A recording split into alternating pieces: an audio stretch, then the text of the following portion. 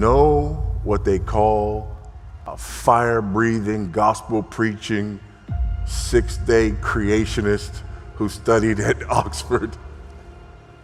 An idiot. They come to you and they say, you must bear false witness. Look at that man and call him a woman. Neutrality is not an option. We're marginalized in our day as well, aren't we? We're those people. You can be as educated as you want. It doesn't matter. You will still be marginalized if they recognize you as having been with Jesus. If they recognize you as a Christ follower, you are marginalized. It doesn't matter. During the introduction, when he said, you know, there's a lot of degrees from a lot of places, and he pointed out just one place. And the one place he pointed out was the University of Oxford in England. Yes, I studied there. But you know what they call a fire-breathing, gospel-preaching, six-day creationist who studied at Oxford? An idiot. You're marginalized because you might have an education, but it's not the right education unless you're operating from the accepted worldview. One of the ways that they marginalize us is they continually march out people who name the name of Christ, but believe little and practice less. They love to march these people out. If you are part of an organization that names the name of Christ, I'm thinking about, for example, Jim Wallace and Sojourners, you know, the Reverend Jim Wallace and Sojourners. They have no problem with you. And they love to bring people like that out into the public eye so that they can say, look, here are some Christians who are not wide-eyed idiots. Here are some Christians whose worldview is aligned with ours. Here are some Christians who are Marxists. Here are some Christians who support abortion, who support same-sex marriage, here they are right here. These other people out there are the narrow-minded bigots. And so we're marginalized. Particularly in our day, we're marginalized if we don't toe the line on some very specific issues. One of those I've already alluded to is creation and evolution. If you believe that there's a God who created the world, you're marginalized. Again, that's one of the reasons that I love to come here. But by the way, that's also the reason that a lot of people won't come here. There are a lot of folks, a lot of ministers, a lot of gospel ministers who do not want their picture taken in front of this logo because we believe that the intelligentsia, right, will not accept us, will not receive us if they perceive that we are those uneducated common men who believe that God created the world and that he created the world the way the book of Genesis says he created the world. That's a problem. Beyond that, there are some other issues that get us marginalized. If you don't, for example, agree with Obergefell, this 2015 decision that says that marriage is not only between a man and a woman, but can be between two men or can be between two women. If you have a problem with that, you are an uneducated common man. If you have a problem with the idea that a biological male can just stand up and declare that he's a female and that you should then have to refer to them as a female, then you are an uneducated common man. If you have a problem with pumping young children full of hormones because they're confused, then you are uneducated common man. and so on and so forth. And so we're marginalized. It doesn't matter how intelligent we are. It doesn't matter how educated we are. We're marginalized. And so many Christians are under the deluded impression that if we just keep our head down, if we just go to church, if we just practice our faith in our home, if we just do that they'll leave us alone. But they won't. They won't. I don't know if you've been watching lately, but it's not enough for you to just refuse to be hostile.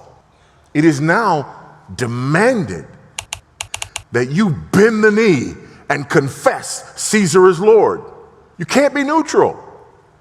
Try to be neutral if you want to. We're just going to be neutral. We're just going to go about our life. Yep. And then your daughter lines up in a track meet and there's a boy racing her. What do? Do you sit there, take the loss, clap when the trophy is given to the biological male? What do you do? What do you do when you go to work and then they have this new policy at your work where you put your pronouns on everything and you say, no, I'm not going to play the game. I'm just not going to put the pronouns on there. And they say, no, it's a policy. Put your pronouns on there. Fine. I'll put my pronouns on there, but my pronouns are the pronouns that God gave me. Good for you, because that's just step one. You've put your pronouns, everybody else has put their pronouns, and then this is what happens. They come to you and they say, you must bear false witness. Look at that man and call him a woman. Neutrality is not an option. Go get your PhD. Go be the best student ever, anywhere. Go try to write a grant proposal. Try to be a scientist, a biologist, a chemistry, anybody. Just try today to go and do that and sidestep all the minds, all of them, that say your work must be based on the assumption that there is no God, that the world was not created, and that it's billions and billions and billions of years old. Neutrality is not an option. Try as you might. And it always boggles my mind, right? You can have one person who says the world is 30 billion years old. Great. You get a prize. And another person who comes and says, no, actually, the world is more than 60 billion years old. No problem. You get a prize too. I come and I say the world is actually several thousand years old. And they say, you're an idiot. Why? Why?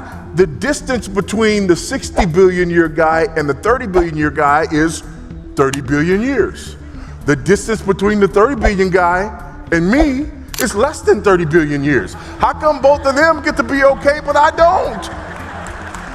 Neutrality is not an option, folks. When our children go to schools that pump this stuff into them, neutrality is not an option. In your family, some of you have experienced this. In your own family, neutrality is not an option. All the recent stir about, do you go to the gay wedding? Do you not go to the gay wedding? All of this recent stir. Why? Why are Christians wanting their pastors and leaders to help them think through this? I'll tell you why. Because when the family or the extended family comes to you and says, Johnny's marrying another man, they know that you're a Christian. They're just double dog daring you to say that there's something wrong with it and you're not going. Neutrality is not an option. It's not.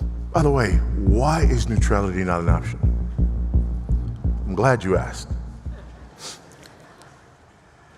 Because these worldviews are rooted and grounded in atheism. They're rooted and grounded in the idea that there is no God. And because there is no God, we are accountable to no one, to nothing except ourselves. That's why we use phrases like my truth. We're accountable to no one. If there is a God, all of these worldviews fall. So you cannot go around proclaiming your worldview that is rooted and grounded in the existence of the one true and living God, the God who was and who is to come, without there being this clash. So neutrality is not an option. I'm sorry. If you thought you could get out of this unscathed, I'm here to tell you tonight, you cannot and you will not. Why? Look at verse 17. Here's the crux of the matter. But in order that it may spread no further among the people, let us warn them to speak no more to anyone in this name. So they called them and charged them not to speak or teach at all in the name of Jesus. I want you to note what they didn't say. They didn't say, stop healing people. Did you catch that? You can go heal all the people you want. Just don't use that name. That name is the problem. Valedictorian. Because you had the highest GPA in your class, you get to make a speech. Wow, that's awesome. Can I quote Buddha? You most assuredly can. People will think you're spiritual. Can I quote Confucius? Please do. They'll think you're super intelligent.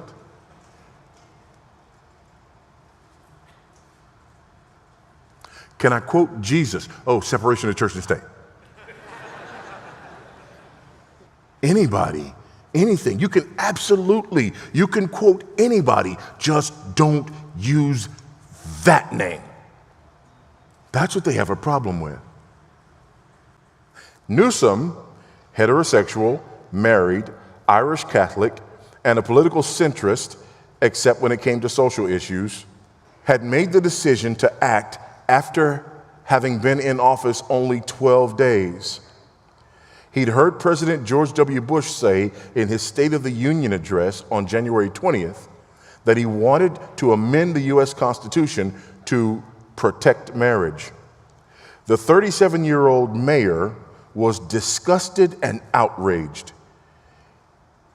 He had his chief of staff call Kate Kendall, executive director of the San Francisco-based National Center for Lesbian Rights. Tell me who should be the first same-sex couple to get a marriage license. Not only did Newsom issue the licenses, but he actually presided over the first weddings. Did you catch the fact, though, that the author highlighted that Newsom was heterosexual, married, and Irish Catholic? You see, she has absolutely no problem with religion. None. None. These people weren't saying, no. Gavin Newsom, he goes to church.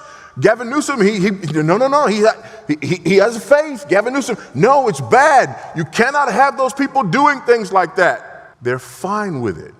Why? Because Gavin Newsom doesn't preach that name. It's the name that's the problem. He doesn't believe in the Jesus of the Bible. So it's fine. Just don't preach in that name.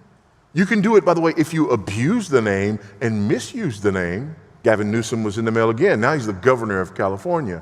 Not long ago, after Roe v. Wade was overturned, Gavin Newsom in the state of California put billboards up in a number of states. Put billboards up in Texas and other places, basically saying, your state outlaws abortion, come to California. And then he quotes the words of Jesus. Love your neighbor as yourself. In other words, Gavin Newsom was saying that he was making his political decisions based upon his religious convictions. Now, if somebody who believes the Bible does that, all we hear is dangerous Christian nationalism. But if a leftist who does not believe in the Jesus of the Bible or does not preach the Jesus of the Bible does it, it's just fine, because the problem is that name. As the song says, there's just something about that name. And here's why. Confucius and Buddha and Gandhi and the Maharishi Mahesh Yogi and everyone else, you can just go and grab their teaching and take what you want and leave what you don't want. And you can just do all of these things, and you can bring that before people and hold yourself up as this wonderful spiritual person. And it means absolutely nothing. But when we talk about Jesus, he is the one who says, I am the way, the truth, the life. No one comes to the Father but by me.